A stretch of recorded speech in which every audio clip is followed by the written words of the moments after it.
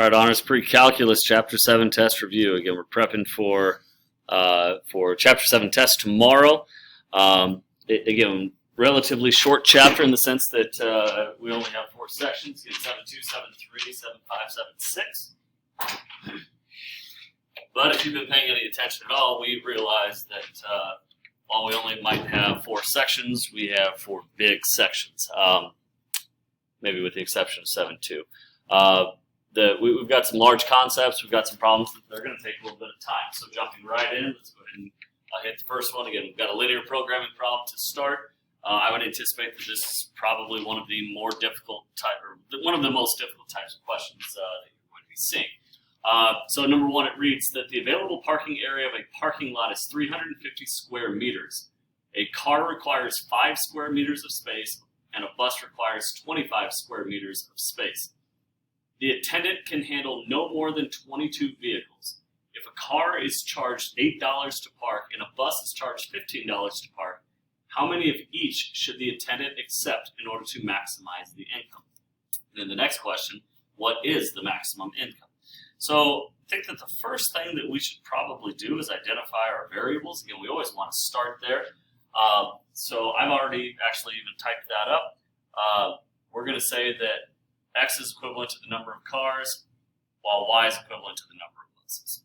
So again, we know the number of cars, we know the number of buses. Again, that's what we're shooting for. We're trying to figure out what's the maximum number of cars, maximum number of buses that is going to maximize our income. So back to this, we're going to rely on the fact that we know the amount of space required.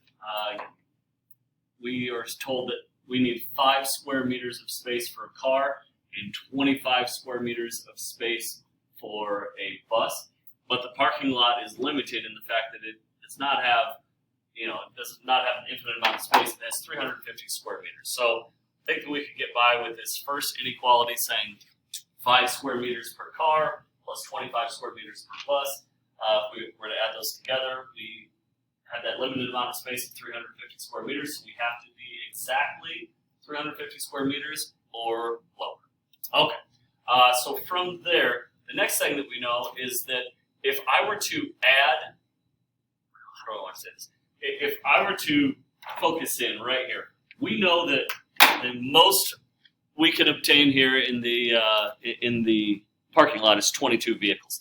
Now that might be 22 cars, that might be 22 buses, that might be 11 cars and 11 buses, might be 1 car and 21 buses. Again, that's what we're searching for, but we know that no more than 21 vehicles. Now that wording of no more than, that means that 22 is the limit. That's the maximum. That's the biggest it can get. So we could be exactly at 22 or lower. We just cannot exceed 22. So for that reason, we're going to say that x plus y is less than or equal to 22. From there, hopefully we have the logical constraints in place. Again, it's not like I can create space, so to speak, by, okay, I'm going to park -2 buses here, then I'm going to have extras. It doesn't work like that. All right. So next up, we need to actually graph these. So I tried to color coordinate them as we're going. Let's see. So with this graph, let's see, it's 10 by 10. It's like I'm gonna, well, how about we put this in graphable form first? So if I were to start up here, basically what I'm worrying about is not having enough space on this graph. So I'll worry about that here in a second. So if I were to put this into the graphable form, I'm going to start, again, truly doing this entire problem to show what this is all about. If I were to subtract the 5x over, that's going to give me 25y is less than or equal to -5x plus 350. Dividing everything by 25, literally everything by 25, that's going to give me y less than or equal to, when I reduce -1/5 x, and let's say that's going to be plus 14.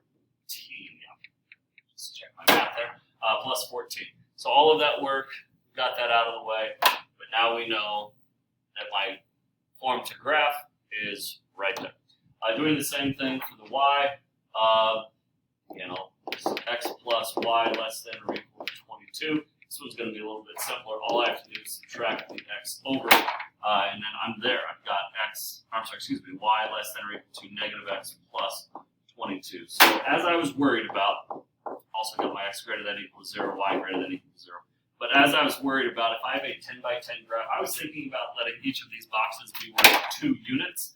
I still have a y-intercept of 22. So again, I'm sorry to do this, but I think that we're just going to extend this graph a little bit. I think we'll be okay. So again, we'll start with the origin of 0. This is going to act as our x-axis, y-axis, where we've just got 2, 4, 6, 8, 10, 12, 14, 16, 18, 20, and again, we will do that 22. If we do that vertically, we also have to match do that horizontally. 2, 4, 6, 8, 10, 12, 14, 16, 18, and 20. And all of this, I should have paid more attention. I'm going to need to move all of this over because if I extended the vertical x-axis or y-axis, I need to do the same with horizontal on the x-axis. Okay. So with this in mind, I think that we're now finally able to graph. So the blue inequality, y less than or equal to negative 1/5 x plus 14, tells us that we have a y-intercept at 14 with a slope of negative 1/5. So I'm going to go down 1 over 5, down 1 over 2, 5. All right. So here's where I would absolutely expect that you're using a straight edge. I don't exactly have one, so I'm going to do the best I can. So I would just hope that your line is a little bit more accurate than mine. Next, the red, y less than or equal to negative x plus 22. Y-intercept at negative, or I'm sorry, up at 22. Excuse me. My slope is negative 1, so I'm going down 1 over 1. Down 1 over 1, and that's why I had to extend the graph in both cases. So, wow. Away from me a little bit. All right, so again, all I can hope is that your graph is a little bit more accurately drawn than mine. Again, straight edge ruler should really help you to stay on top of things. Again, I know that we don't always graph it, but x greater than or equal to 0, we're talking about the y-axis here, and everything to the right because we're greater than, again. Y greater than or equal to 0, we're there, and everything greater is going to be above. Okay, so testing for the shading. It does not matter if we use one of the originals or if we use these graphical forms. Again, I would say that usually we probably stick with the graphical forms, but we're going to test the point 0, 0. So again, in testing the point 0, 0, if I were to go up to the blue, that's going to give me 0 less than or equal to. I know that negative 1/5 times 0 is 0 plus 14 is 14.